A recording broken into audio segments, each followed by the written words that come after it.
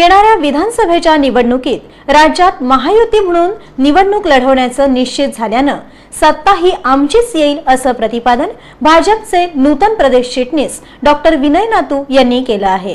प्रधानमंत्री पदाखाली कार्यरत आहे। पहिलं बजेट झालंय, अनेक निर्णय केंद्रातल्या सरकारने घेतलेले आहेत। हे केंद्रातल्या सरकारचे चांगले निर्णय हे पुढच्या काळात या महाराष्ट्रातल्या महायुतीचं सरकार येण्याकरता ठरणार, चांगले उपयुक्त हे ठरणारच आहे।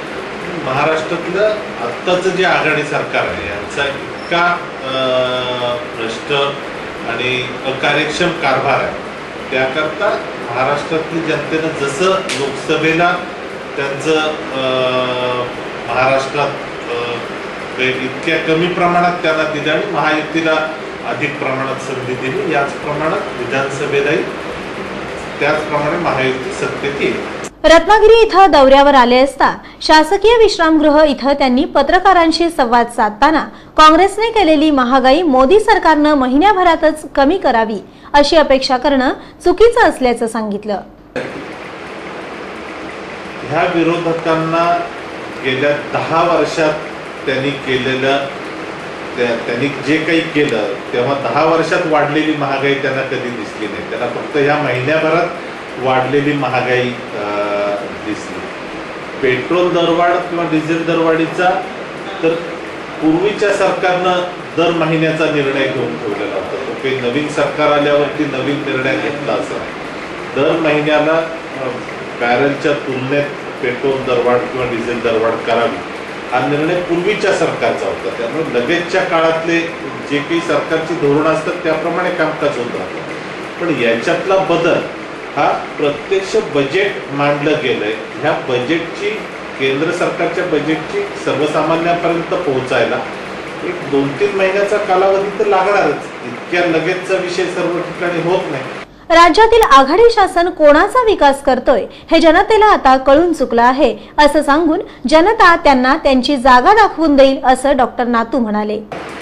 आता मतदारसंघाचे विद्यमान आमदार भास्करराव यांचा जबरदस्त कामाची पद्धत, ते विकास चालू आहे, त्याच्यामुळे तुम्हाला थोडा त्रास होईल असं वाटत नाही की होईल की नाही होईल? काय वाटतं? आघाडी सरकार जे महाराष्ट्रातलं काँग्रेस राष्ट्रवादीचं आहे ते कोणाचा विकास करते हे जनतेच्या लक्षात आलं। काँग्रेस राष्ट्रवादीचं आघाडी सरकार स्वतःचाच विकास करण्यात मग्न आहे, फक्त ते बाहेर मोठा विकास झाला असं दाखवतात। त्यामुळे हे जनतेला लक्षात आले की काँग्रेसचं आणि राष्ट्रवादीचं जे आघाडी सरकार आहे हे पुन्हा येता कामा नये। त्यांचे जे जे सहभागी असतील ते येणार। त्या भागातले आमदार म्हणून आपलं मत काय की त्यांनी आता विकासाचं कामं केली, त्याचा परत फटका बसेल का? विशेषतः पर्टिक्युलरली त्या गुहागर विधानसभा मतदारसंघातील विद्यमान आमदार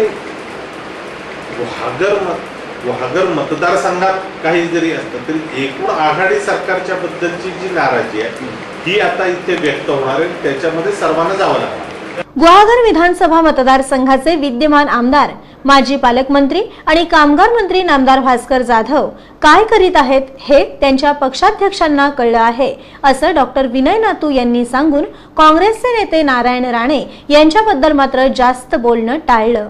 आघाडी शासनामुळे स्वतःचा विकास करतोय, त्या आघाडी शासनामध्ये भास्कर जाधव पाहिजे पण आपला स्वतःचा विकास करतात असं त्याचं प्रत्युत्तर 2 वर्षापूर्वी सर्वांनीच बघितलंय की ज्याच्यामुळे राष्ट्रीय पक्षाध्यक्षांना एक दिवस झोप आली नाही। लग्न सरायचं, राष्ट्रीय पक्षाध्यक्षांना एक दिवस झोप येऊ न देणारे त्यांचे जर मंत्री आहेत तर राष्ट्रीय पक्षाध्यक्षांची झोप उडवणाऱ्यांना माहिती आहे ना काय आहे।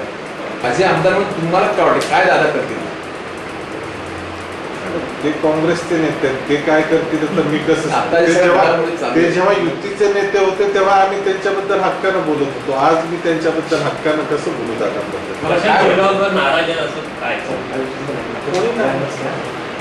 युतीतले सर्व कार्यकर्ते एकत्रितरित्या काम करायचं अशा भूमिकेत असतात।